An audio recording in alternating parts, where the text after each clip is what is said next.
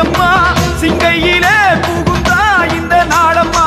தில்லைவனம் கிடந்தாய் நீயும் அம்மா சிங்கையிலே புகுந்தாய் இந்த நாளம்மா ஆனால் என கிடப்பது அன்னை என அறிந்த பின் அதன் மேல் நடந்திட மனம் வருமா